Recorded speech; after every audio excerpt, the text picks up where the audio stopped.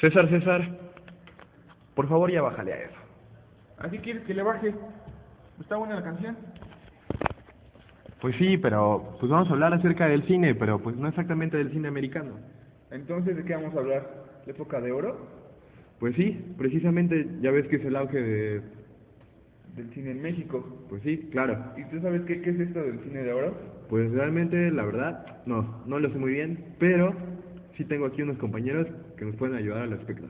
A ver, Eric, explícanos cómo surge el cine de oro mexicano. Pues te puedo decir que el cine de oro mexicano empieza durante la Segunda Guerra Mundial y tuvo un gran impacto en México y tuvimos mucha ayuda de los gringos en ese momento. Y fue desde 1941 hasta 1945 aproximadamente.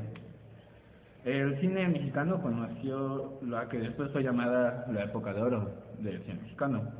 En 1941 es cuando surgieron varias compañías productoras como Filmomex, Films Mundiales, Posa Films, entre otros. Este ambiente cultural favoreció el surgimiento de nuevas generaciones de directores, entre que los puedo destacar a Emilio Elinio Fernández y Fernando de Fuentes. Los actores de esta época son hasta la fecha clásicos del cine mexicano. Hay muchos personajes importantes en el cine, como María Félix, entre otros, pero eso los va a decir mi compañero. Claro, bueno, aquí podemos destacar a el Charro Cantor, el Pedro Infante, Pedro Armendáriz, Luis Aguilar. Dentro de los féminos, pues podemos hablar sobre María Álvarez, Márgara López, Dolores del Río, Rosita Quintana. Creo que es Marga López, ¿no? ¿Te equivocaste? ¿Dijiste Márgara López? Es Marga López, güey. Marga López, cierto. No, eso está bien, güey. Es que es la de Sí, es la de Claro, sí, no, yo hablaba de otra. Sí. Fue Sí, importantísimo. ella también es buena. Bueno, tuvimos películas cómicas y, bueno, grandes cómicos, como lo fue el gran Mario Moreno Cantinflas, Tintán, que fueron, pues, destacaron mucho, resortes muy importantes. Clavillazo, Claro que sí. Clavillazo también. Personajes muy importantes, la verdad. Tenemos también, entre otros, a Rodolfo Acosta. Y bueno, solo personajes, bueno, solo este tipo de personajes. No, claro que no, también hubo, pues, dentro de luchadores, hubo Ah, hay ok. algunos, tenemos al Santo. Pues bueno, en sus grandes creo que ya películas. sé, creo que ya sé un poquito sobre esto del tema de la lucha libre en las películas. Todo comienza más o menos en la década de los 50, 52 más o menos, justamente con el Santo. El Santo protagonizando la película, siendo el estelar. En un principio solo era una persona caracterizada. Con los derechos, el santo le cedió los derechos a esta persona, pero posterior a esto, pues el santo se da cuenta que no es negocio para él y decide él hacer las películas. Posterior a que el santo es protagonista, viene Blue Demon, el Huracán Ramírez, Rayo de Jalisco, todo lo que se conoce hasta la fecha, y a la vez se podría decir que compite con las productoras americanas, gringas, superhéroes, que era en aquel entonces todo lo que surgía, y era más o menos algo así como una competencia, pero una competencia muy nuestra, muy propia de México, y que hasta la fecha, pues a la gente si le sigue gustando.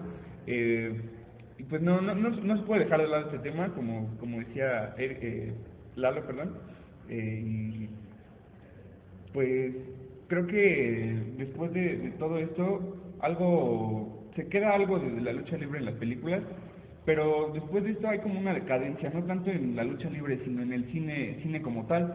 Y pues bueno, creo que Bruno nos va a tocar el tema sobre la decadencia del cine en la época de oro. Gracias, César. Muy bien, como dijo César, yo les voy a hablar sobre la decadencia de la época de oro. Todo comenzó gracias al fin de la guerra y la consecuente recuperación de terreno por las grandes potencias. Así ya es el caso de Estados Unidos y algunos países productores de Europa.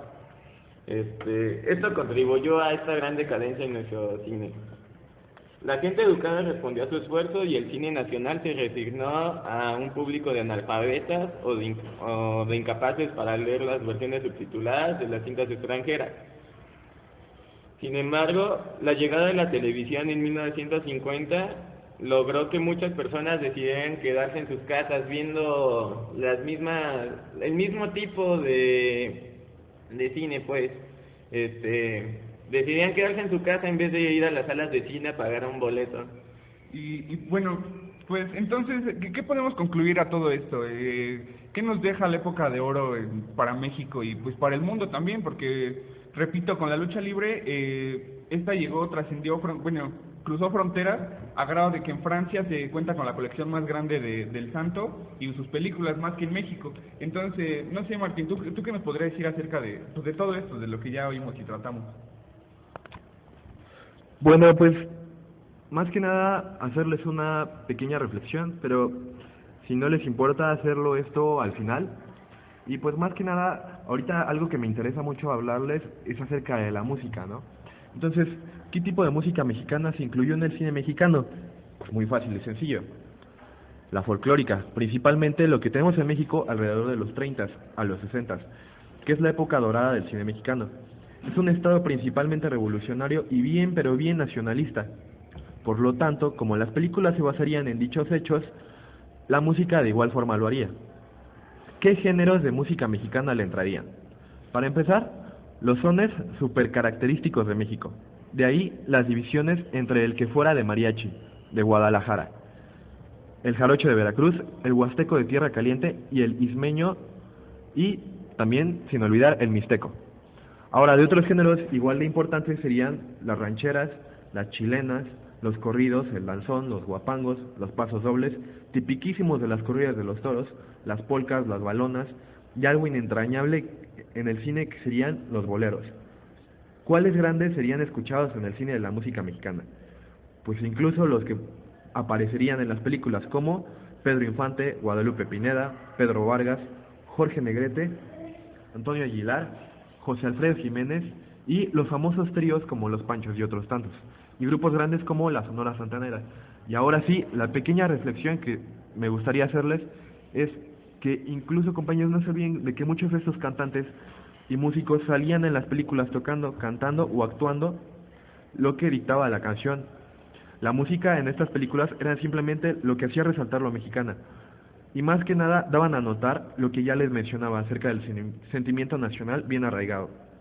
Aún así, tenemos muchas películas a principios de los 60 donde se comienza a escuchar el rock and roll e incluso el surf, que era la moda, y ese cambio tan radical en la juventud, dejando esa generación tomar lo mejor de México sin dejarlo, claro, y tomando lo nuevo que iba más allá de nuestras fronteras.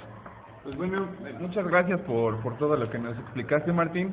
La verdad, muy interesante, muy buena conclusión sobre el tema. Y pues nada más queda agradecerles por sus aportaciones al programa, sus investigaciones. Y pues sobre todo, muchas gracias, Bruno. No, gracias a ti, César. Gracias, Eric. Muchas gracias también. Martín, un placer. Lalo. Claro que sí, estamos. Bueno, su servidor César. Eso es todo por hoy. Muchas gracias por habernos acompañado.